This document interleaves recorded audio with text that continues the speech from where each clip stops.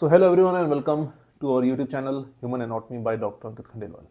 I'm Dr. Ankit and I'm also a professor in anatomy and our anatomy faculty in our LN Next platform. FMG exam sir पे हैं and अगर हम पता हो हमें कि क्या क्या इंपॉर्टेंट टॉपिक्स हैं किसी सब्जेक्ट के, तो दो तीन कंडीशंस हैं। या तो हमारी तैयारी बहुत अच्छी है, तो एक जो कि उम्मीद होनी चाहिए, तो एक चेकलिस्ट है कि हाँ ये सारे टॉपिक्स हमने कवर कर लिए हैं, चलिए गुड। या तैयारी उतनी अच्छी नहीं है, टाइम कम है, सब्जेक्ट थोड़ा वॉलेटाइल है, बिल्कुल एग्री करते हैं, तो ये हो कि हाँ चलो टाइम कम है लेकिन ये टॉपिक्स एटलीस्ट देख लें। तो ये इंपॉर्टेंट टॉपिक्स, आज का वीडियो में इंपॉर्टेंट टॉपिक्स के बारे में डिस्कस होगा एनाटॉमी सब्जेक्ट के लिए। ये इंपॉर्टेंट टॉपिक्स कहाँ से उठाए हैं? पिछले कुछ साल के PYQs जो प्रीवियस ईयर क्वेश्चंस होते हैं वहाँ से, जो हमारा अंदाज़ा होता है कि हाँ धीरे धीरे ट्रेंड चेंज हो रहा है, वहाँ से अपने एक्सपीरियंस से। और ये एक छोटा सा वीडियो है इसमें बताने के लिए क्या क्या इंपॉर्टेंट टॉपिक्स हैं। चलिए शुरू करते हैं without wasting any further time. तो टॉप 10 मस्ट नो टॉपिक्स, पहला शुरू करते हैं यहाँ पर वर्टिब्रल लेवल्स। अब हाल फिलहाल में अगर आप PYQs लगा रहे होंगे तो आपको दिखेगा कि एक इमेज आती है, उसमें या तो सुप्राक्रिस्टल प्लेन पे एक लाइन होगी, या सब कॉस्टल प्लेन पे लाइन होगी, या ट्रांसपाइलोरिक पे लाइन होगी, या मान ली कोई सेक्शन है गर्दन का ट्रांस सेक्शन है, वहाँ पर कुछ पूछ सकते हैं कि हाँ इस वर्टिब्रल लेवल पर क्या क्या इंपॉर्टेंट चीज़ें होती हैं, क्या नहीं होता, या फिर एक इस वर्टिब्रल लेवल पर है, कुछ ही पूछ सकते हैं। तो याद रखिए वर्टिब्रल लेवल्स एक बहुत ही इंपॉर्टेंट टॉपिक बनता है, इसे रिवाइज जल्दी से जल्दी कर लीजिए। चलिए अगला टॉपिक देखते हैं, सुपरफिशियल आर्टरीज। जी हाँ, अप्लाइड है। आप कभी भी कि कैजुअलिटी में पोस्टिंग लगी हो या फिर कई वार्ड में आपको पल्सेस ही चेक करनी है, पता हो कि सुपरफिशियल आर्टरीज या जो डिस्टल वेसल्स हैं खासकर, वो हम पैल्पेट कैसे करते हैं, कहाँ पर। अब उसमें ज़्यादा नहीं है बट फिर भी कुछ इंपॉर्टेंट है। ऑब्वियसली रेडियल आर्टरी है, ब्रेकियल आर्टरी है, अपर लिम्ब की बात करें, लोअर लिम्ब की बात करें, फीमोरल आर्टरी है, पॉप्लिडियल है, पोस्टेटिबियल है, डॉर्सलस पेडिस आर्टरी है ना। गर्दन में हमारी कैरोटिड आर्टरी हो गई, चेहरे की बात करें तो फेशियल आर्टरी हो गई, या सुपरफिशियल टेम्पोरल आर्टरी है। एटलीस्ट पता हो कहाँ पर है, क्योंकि क्वेश्चन कैसे आएंगे, इमेज बनी होगी और वहाँ दिखा रहे होंगे कोई पैल्पेट कर रहा है, तो पूछ लेंगे कौन सी आर्टरी है, क्या पैल्पेट किया जा रहा है, वगैरह वगैरह। तो ये पता होना चाहिए, एक इंपॉर्टेंट टॉपिक बनता है। तीसरा जो टॉपिक मुझे लगा बहुत इंपॉर्टेंट है, जो कि हमेशा से चला आ रहा है, इसमें कहते हैं ना इट नीड्स नो इंट्रोडक्शन, तो जॉइंट के टाइप्स। बहुत मतलब इसमें अब इतना कॉमन क्यों है, क्योंकि देखिए आप खुद सोचो, इसमें सवाल बहुत सारे बन सकते हैं। कोई भी जॉइंट दे देंगे, पूछ लेंगे हाँ ये इसकी किस टाइप का जॉइंट है, या फिर इस टाइप का जॉइंट का कौन सा एग्जाम्पल है, ABCD। तो इसमें सवाल अपने आप इतने बन सकते हैं, इतना आसान है इसमें सवाल बनाना कि चाहे ना चाहे एक सवाल इसमें आराम से आप मान के चलिए कि आ ही सकता है आराम से। तो जॉइंट टाइप से एक इंपॉर्टेंट टॉपिक बनता है, रिवाइज जरूर करना है इसको।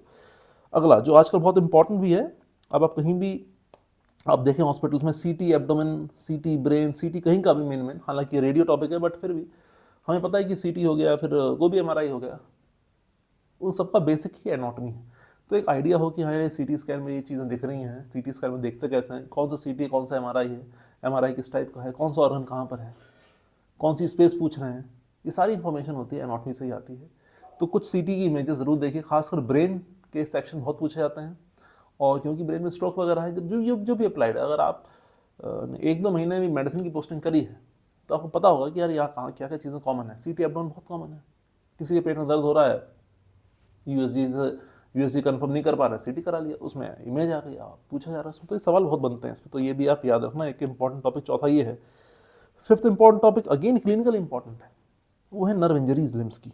तो नर्व इंजरीज लिम्स की, अब इसमें अपर लिम्स, मैंने खासकर लिम्स की बात करी है, अपर लिम्ब लोअर लिम्ब की जितनी भी नर्व इंजरीज हैं उनके एक एक 2-2 फीचर्स एक फ्लो चार्ट में, एक टेबुलेटेड फॉर्म में अगर आपके पास हो, अगर उनके एक एक 2-2 टेस्ट के नाम पता हो, तो मान के चलिए आपका एक सवाल तो मिनिमम कह रहा हूँ आराम से कवर अप हो सकता है अपर लोअर लिम्ब दोनों में। अपर लिम्ब में क्या क्या सर, ब्रेकियल प्लेक्सस है, वहाँ से शुरू हो जाओ, अब्स पैल्सी से शुरू हो जाओ, मीडियन, रेडियल, अल्नर, एक्सिलरी, ये सारी मेन नर्व्स हैं। इनकी इंजरीज में कि पेशेंट कैसे प्रेजेंट करेगा, क्या क्या टेस्ट है, वो सब। लोअर लिम्ब में आ जाइए तो कॉमन पेरोनियल नर्व, जाहिर सी बात है, फिर डीप पेरोनियल है, सुपरफिशियल पेरोनियल है, शियाटिक नर्व है, ये सारी, फीमोरल है, ऑब्टुरेटर है, ये जो भी ये अपर लिम्ब लोअर लिम्ब की नर्व इंजरीज बड़ी इंपॉर्टेंट है, याद रखिएगा।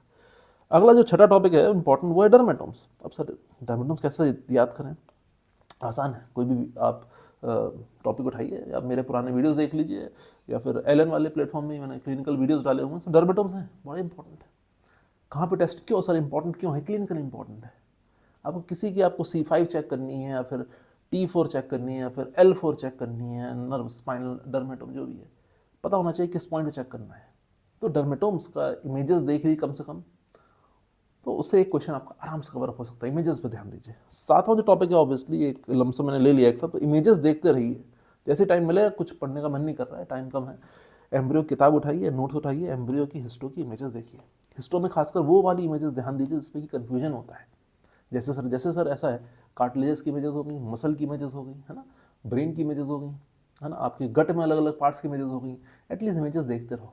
जितनी बार देखोगे ऐसा लगता है कि कुछ याद नहीं हो रहा, सब कुछ पिंक और ब्लू है, पर धीरे धीरे लेबलिंग से देखोगे 2-4 बार में क्लियर होती जाएंगी। ऐसे एम्ब्रियो की इमेजेस कोई भी दे देंगे, जैसे भी हाल फिलहाल में क्रेनियोरेक्सकाइसिस की इमेजेस आई थी, आपका स्पाइन वाइफिडा इमेजेस आती रहती हैं, कई सारी मरमेड सिंड्रोम की इमेजेस आती रहती हैं। एटलीस्ट इमेजेस, क्लिनिकल इमेजेस तो देखते रहिए, क्योंकि इमेज देख के ये तो पता होना यार इससे प्रॉब्लम क्या है। तो एक बार खासकर स्टैंडर्ड टेक्स्ट बुक से इमेजेस देखते रहो। मैं ये नहीं कह रहा पूरी एम्ब्रियो भी पढ़ के बैठो, ना टाइम है ना इतना हो पाएगा, बट इमेजेस देखते रहो, बहुत इंपॉर्टेंट है। आठवां इंपॉर्टेंट टॉपिक अगेन एवरग्रीन है, अभी हाल आज का नहीं है, पुराना टॉपिक है, यूरेथ्रल रप्चर पे। छोटा सा टॉपिक है, इसमें पेरिनियम की एनाटॉमी भी साथ में आ जाती है। तो उसमें ऐसा हम लिख सकते हैं कि यूरेथ्रल रप्चर स्लैश पेरिनियम, है ना। तो पेरिनियम की एनाटॉमी आ जाएगी कि कौन सा पार्ट का पेरिनियम है, सुपरफिशियल पेरिनियम है या डीप पेरिनियम पाउच है, कौन सा पार्ट पेरिनियम है, तो कौन सा यूरेथ्रल रप्चर में यूरिन कहाँ पे इकट्ठा होगी और कहाँ पर इकट्ठा नहीं होगी, है ना। लो लिम्ब में नहीं जाएगी, आपकी इस्चियल फोसा में नहीं जाएगी, क्यों नहीं जाएगी, वो सब रीजन है। छोटा सा टॉपिक है, बट नज़र मानना इस पर ज़रूर बनता है क्योंकि काफ़ी एवरग्रीन टॉपिक है। 9th टॉपिक जो है हेड नेक से आता है, आपका लैरिंग्स फेरिंग्स है। हालांकि इंटरव्यू कवर होता है, बट क्वेश्चन बहुत आते हैं इसमें। अब लैरिंग्स में लैरिंगोस्कोपिक इमेजेस दे सकते हैं, पूछ लेंगे भाई कौन सा इसमें एबडक्टर, कौन से मसले, कौन सी नहीं है। नर्व इंजरी में क्या होगा, रिकरेंट लैरिंजियल नर्व इंजरी में क्या होगा, किसी को थायरॉइडेक्टमी हुई, उसमें क्या लैरिंग्स कैसे प्रेजेंट करेगी। फेरिंग्स बड़ा इंपॉर्टेंट टॉपिक है, इसमें कई सारे आपके पता है आपको, नेजो और लैरिंगोफेरिंग्स में कई सारे इंपॉर्टेंट एनाटॉमिकल लैंडमार्क्स हैं, है ना। साइनस ऑफ मॉर्गेगिनी से लेकर आपका पाउच से लेकर बहुत कुछ चीज़ें हैं, डायवर्टिकुलम में बहुत कुछ है, एक बार नज़र जरूर बनता है इस टॉपिक पे। लास्ट टॉपिक जो मैं कहना चाह रहा हूँ, हालांकि छोटा सा टॉपिक है, बट एक बार कार्पल टार्पल को देख के जरूर जाइए, है ना। अभी हाल फिलहाल में सवाल बहुत आए थे, टार्सल में आपकी ऑसिफिकेशन एज पूछी थी, जिससे टेलस की पूछी गई है। तो पहली बात तो आइडेंटिफाई करना सीखिए कौन सा कार्पल है इसमें से, मतलब स्कैफोइड कौन सा है और ट्राइकोटल कौन सा है, टार्सल कौन सा है, टेलस कौन सा है, क्यूबॉइड कौन सा है, नेविकुलर कौन सा है। एक बार ऑसिफिकेशन पढ़ लीजिए, हाल रिसेंट का इंपॉर्टेंट टॉपिक है। तो ये कुछ 10 इंपॉर्टेंट टॉपिक जो मुझे लगे एक बार जो बनता है, चाहे आपकी तैयारी बहुत अच्छी है या फिर तैयारी उतनी अच्छी नहीं है, एक बार टिक मार्क चेकलिस्ट से हो कीजिए। टेक होम मैसेज, अब टेक होम मैसेज ये है इस पूरे वीडियो का, अगर सार बात करें कि भाई टेक होम मैसेज ये है कि पहली जो चीज़ है वो है कि क्लिनिकल अप्लाइड सवाल ही अब ज़्यादातर पूछे जाते हैं, यही तो चेंज आया है पिछले 2-4 साल में FMG एग्जाम्स में। तो जहाँ पर क्लिनिकल अप्लाइड चीज़ है उसे आप पढ़ लो, इंटरेस्टिंग भी है और सवाल भी होगा।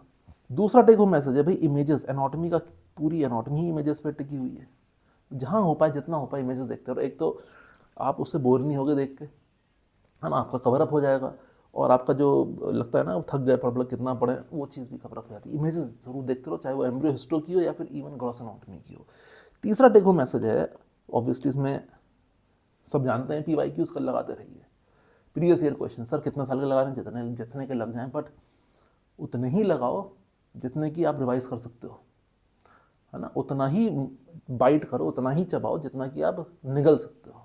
तो 4 साल 5 साल बहुत होता है इतना, बाकी आपकी कैपेसिटी पर है, पर 4-5 साल के एटलीस्ट लगाइए, सिर्फ एनाटॉमी के लिए नहीं बाकी चीज़ों के लिए भी कह रहा हूँ। और लास्ट जो टेक होम मैसेज है भाई, रिवीजन करते रहो, एटलीस्ट टाइम भी वही है रिवीजन का, है ना। रिवीजन करते रहिए, ज़्यादा कुछ सोचिए मत कि होगा कि नहीं होगा, कि इससे सोचने से कुछ नहीं मिलना।